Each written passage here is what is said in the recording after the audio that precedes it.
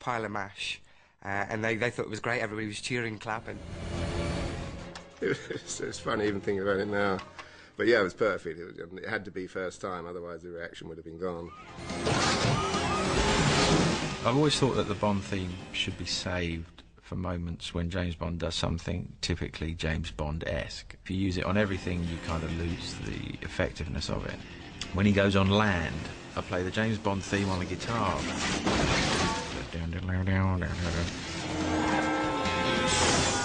And then the whole thing is kind of like this huge tease. Because everyone knows what's coming. At some point, you're going to hear a full-blown...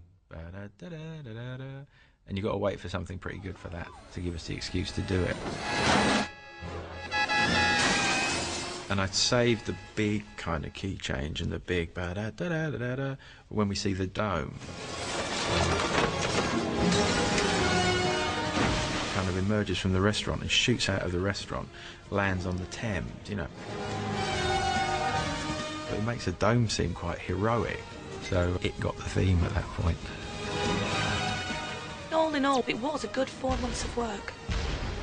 Everybody thinks a week, 2 weeks. No, it doesn't work like that. I mean, it took a hell of a long time. But then again, that's how they get it perfect, isn't it? There wasn't one thing that wasn't right on that boat chase. It looked fantastic from start to finish.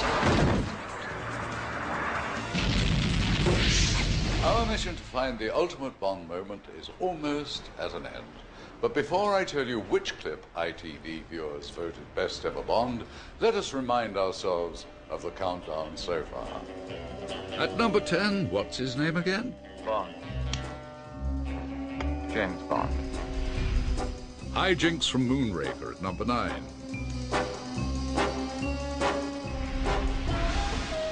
And at 8, Don't Call Me Scarface. You only live twice, Mr. Bond. At 7, Farewell, Mrs. James Bond. There's no hurry, you see. We have all the time in the world.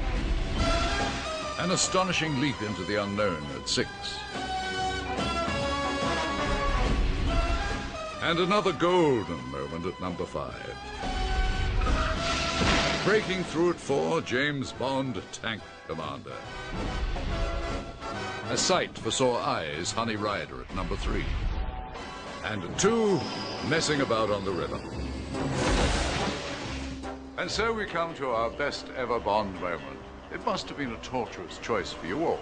As for our hero, he has survived high-speed car chases, sworn enemies, and a bedroom suite full of scorned women. And he still doesn't look a day older than he did in 1962. How does he do it? You are looking at an industrial laser. It can project a spot on the moon. Or at closer range, cut through solid metal. I will show you. There's more than one torture in the Bond books that involves Bond's genitals. James Bond is tied to a table face up, and there's this huge, powerful laser gun pointing between his feet, aiming for Mr. Bond's crown jewels.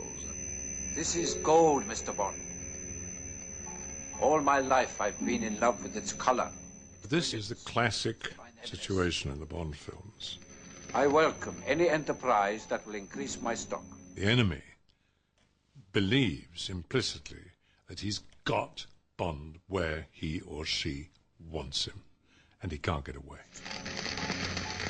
Of course, there was some reservations about lying there. It's a kind of vulnerable position, like some gynecological exploration or something that one isn't too enamored of.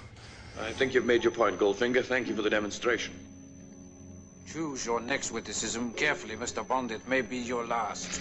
I love that laser beam sequence because I think every man in the world would identify with it, you know, as it starts cutting all the way up towards his groin. Ow, that's gonna go where? You know, it was quite a horrific moment. The purpose of our 2 previous encounters is now very clear to me. I do not intend to be distracted by another. Good night, Mr. Bond. I suppose if I saw it now, I might think it was funny, but at the time it seemed absolutely terrifying. It makes it even more exciting to know that there was a man underneath the table with an acetylene torch going. So even if it wasn't Sean Connery's knackers that were in the firing line, somebody's were. It was not a very pleasant scene to do. Not really. because you really had a real live torch under there. Not a laser, but a torch, which was flipping hot. The sheet of brass already had a slot cut in it filled with solder, and all the acetylene torch did was to come along it. And they can't see what they're doing. I mean, they're just, so we're saying, that's it, keep on going, now slowly, go slowly, slowly, slowly. And as the lead melted, there's a nice bit of flame coming along. It was absolutely crucial that it could stop exactly when it had to. So they're underneath, you know, with this blowtorch following the thing, and Sean is getting a bit twitchy.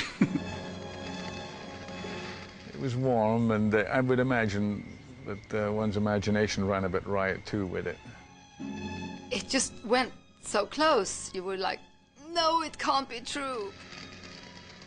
I don't know about Bond sweating. I wasn't far short of it myself, actually. It was classic ultra-villain. I've got ya, you're all gonna die. And Bond says something like, "You expect me to talk?"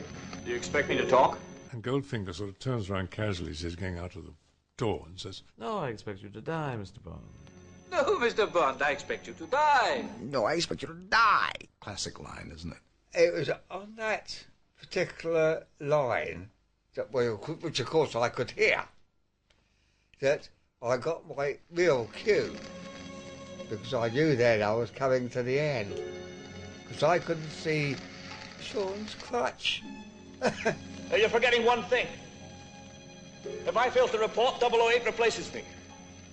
I trust he will be more successful. Goldfinger walks into the control room, and we start talking about the next thing we have to do, because that's all cut and dried. 007 is now going to die. Well, he knows what I know. You know nothing, Mr. Bond. It was like, how is he going to get out of this, man? Bond suddenly says something, a sentence that includes the words, Operation Grand Slam, for instance. Bond has just heard this one word and he shouts it out, and you just see Goldfinger pause. I think it's a great scene.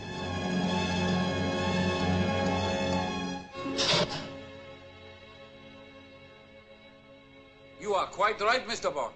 You are worth more to me alive.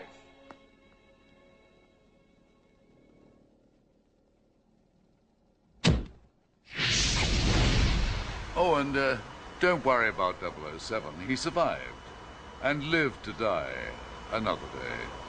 Good night.